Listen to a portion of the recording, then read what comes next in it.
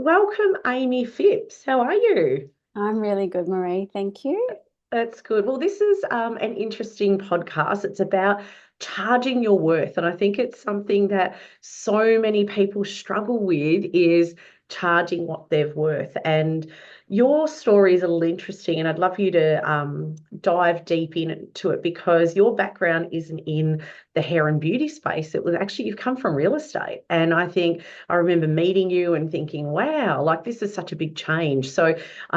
Let's talk about you and your business journey and you being a super mum and balancing it all, but definitely thinking about that charging your worth. So let's dive deep in. Your business is, and I might let you introduce where it is and what it's called. I think that's really important to come from you. So welcome. Thank you. So, my business is Polished Byron Bay. We're in Byron Bay, as the name suggests. I started the business back, I think it was like after the first lockdown during COVID. And like you said, this wasn't my industry. I literally had a vision, and I've always been very entrepreneurial. So, a space came up, and I had my eye on it for a while, and I just went for it. And I Mm. literally ordered everything online, and it came, and I set it all up, and I started advertising for team, and literally just was winging it. I had someone consulting with me that was from the industry and been doing sort of, nails for many, many years. And I just had this feeling that this whole non-toxic vegan nail salon would work.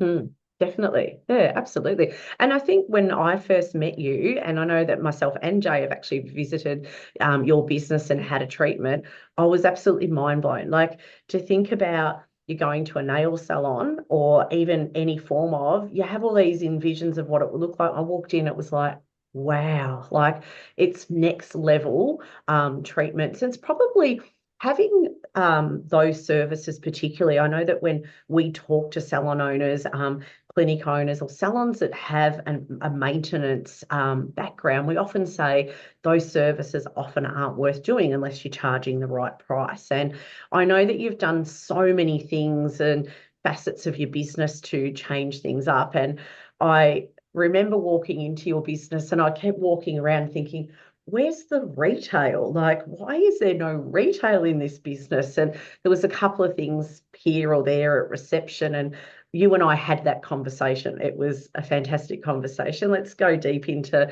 the retail.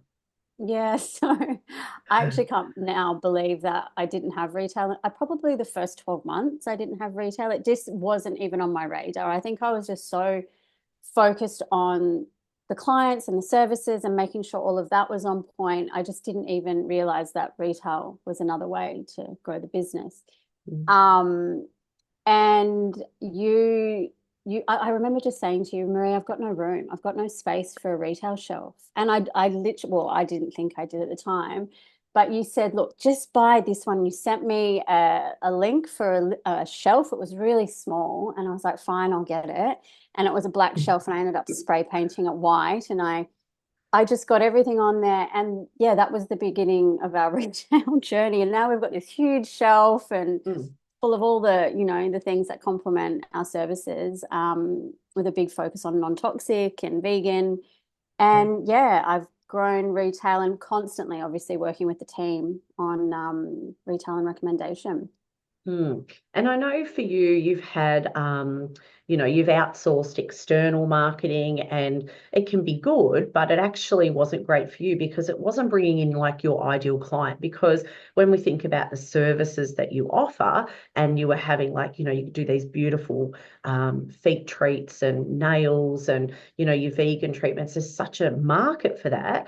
And you learnt to price it right, but it was the external marketing was bringing in for you, not that ideal client, wasn't it? Yeah, so when I first decided to do some marketing, hadn't done marketing probably for the first 2 years. And then Mm. at winter, we have about a 6 week period where we do get quiet. And I thought I'll just try some marketing. Yes. And we put together this package and it went off, like it sold like hotcakes to the point that we couldn't cope with Mm. the amount of bookings it was bringing in, but it was undercutting our services, to a point where it almost wasn't worth it. And it wasn't bringing in, like you said, our ideal client. It was just people looking for a cheap deal. Yeah, and I think that was almost like your realization where also price point, charging your worth, working out like what the services would cost you, and then being able to charge. And I think sometimes a lot of people have this feeling is, I don't know if I'm worth that. I don't know if people will pay that. Yeah. But then you started to add in some beautiful services, like maybe let's talk about those services because there's about five or six that you've added to what you offer that's been able to grow that Yeah. exponentially. Yeah. Mm, So starting off, we just were doing, your luxurious manis and pedis. But then I quickly figured out that that wasn't gonna, cut it, and I needed to diversify and add in more services. So we introduced skin, and we do seated facials. So anything we could kind of do in our pedi lounges, I had to mhm, really start thinking outside of the box. So we do our seated facials, which brought in a whole skincare range that we were able to retail. We do like a head, neck, and shoulder massage. We do teeth whitening, all sort of non-toxic vegan. We've just introduced an LED lounge, and that's been a game changer because we're now sort of promoting it all, not just as an LED lounge, but as an add-on to a pedi. You can kill mm, two birds with one stone, have your LED done while you're getting your nails painted, your mm. toes done. So that's been a great way to increase the average client spend. You think about and reflexology, like it's all of those, to think you can have a facial when you've had your nails done, and people are really time poor now. So to be able to manage all that into, Mm. an hour or so, that's fantastic. And like you said, having the LED lounge, that just takes everything up a notch, doesn't it? When you think about going to have that beautiful pedicure, and then just being able to have other services. So that would have definitely increased your average client spend and thinking outside the box, I think, when it comes to just offering one thing in one place. Yeah, and I think also for the team, it's been nice to kind of mix it up for them as well, and expand on, their skill set, and they've all been able to sort of learn different things, and yeah, it was just a no-brainer, and I think for us, like the LED has made the biggest Yeah. difference having Yeah, that that's in. so good. So, so good. And I know like you being a mum to a beautiful little girl and you haven't spent a lot of time working, doing lots of nails over the time, but you've been in the business, managing your team and growing your team. And you've been able to employ a lot of a team from overseas, haven't you, that have been here short term or long term for time frames as well. Yeah, so being in a tourist town, we do have a lot of working holiday visas. Mm, During COVID, that got tricky because everyone started mm, to go home, and that's when I had to learn myself how to do nails. As I said, it wasn't mm, my industry, so I put myself through the training, and I had just become too reliant on my staff, and I needed to be able to jump on the floor when needed. So mm. I've kind of stepped back from that now, and I've been, front of house and managing things remotely, and, single parenting as well. So I've had to kind of wear a lot of hats, and at Hats, yeah. times it's been pretty overwhelming. But I'm fortunate enough now we've kind of grown the business to a point where I feel like I can afford front of house. And I feel that's just going to be such a game changer for me going forward. Well, it's such a lovely feeling to be able to do that, to be able to, Mm. take that time back more, train someone to Yeah, do front of house yeah, and have someone in your space that can, look after your team and the clients coming through and making sure that everything's taken up a notch by paying somebody to do that role. And it's going to allow you time to spend growing the business or yeah, maybe a second location and being a mum and being present. I think it's just yeah, wonderful. yeah, Yeah. totally.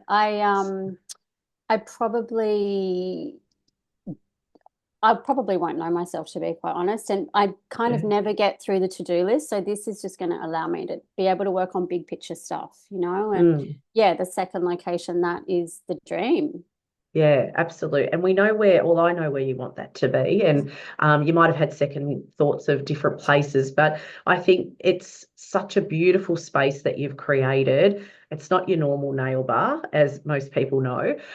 It's absolutely completely different. And I think if anyone is going to Byron Bay, go and visit Amy, go and visit the team at Polish, because the experience that you'll get in person is definitely something that you need to receive. But you charging your worth, how has that changed your mindset around pricing? Look, I think when you made me sit down and do that pricing for profit and really getting everything on paper to the T of what each service cost me was such an eye opener, because Hmm.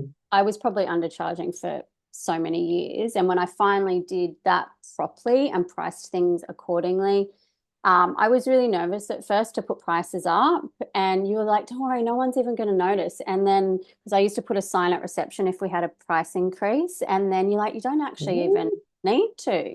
no, And no one ever said anything. And we've had, I think, two price increases over the past 12 months with, the rising cost of everything, and no one's even batted an eyelid. And I think because they're no. coming and they're getting so much value Mm. whilst they're with us, because it Yes. is a very luxurious experience.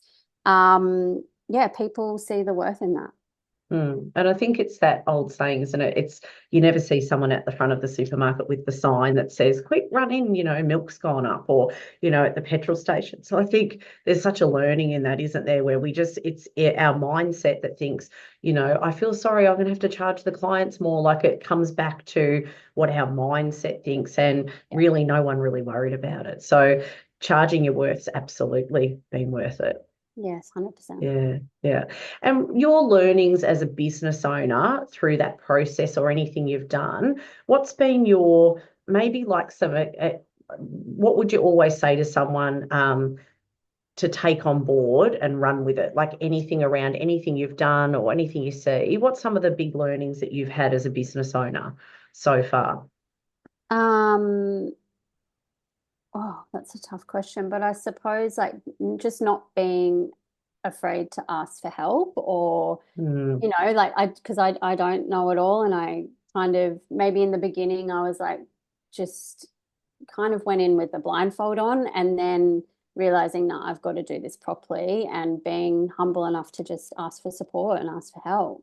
yeah, for sure. And it's even around your team because you have employed team. How have they managed the charging the worth and adding these additional services on? Has that been a game changer? Has that been pushback you've had or There's been a lot of training around that and a lot of conversation around one-on-ones, because I think they were kind of afraid to either ask for the sale or to recommend, because they're yeah, already thinking, oh, the client's already spending enough, getting their nails done or getting their pedicure. I don't want to ask them for more. But it was just constant training, and also breaking them out of that mindset. Like, let the client make the decision. You just offer mm, and let them decide if they want to take home the cuticle oil, or if they can say mm. no if they want to. Exactly. Yeah. Well, it's not, we often hear salon teams say, I feel like I'm pushy. Well, it's not about Mm, being pushy. It's about, prescribing or recommending. They make the decision at the end of the day, don't they? yeah, true. Yeah. Well, I'm really excited to see Amy open Polish 2.0 and help you on that journey, because you've done an amazing changes. You've charged your worth, and let's replicate this in another place. For someone that's gone from being in real estate to nails, you've done an awesome job, and I want to congratulate you on your process that you've implemented in how many years has it been now? We've just turned 4. 4. Yeah. So in 4 years, and it takes time. It takes time Mm, to make change. totally. It takes time to have realizations of, it's not just has to be about me and me being in that space. It's really making sure that you've got that team on board, and you're absolutely doing a great job. So well done, and thank you for being with us today. Thanks, Marie.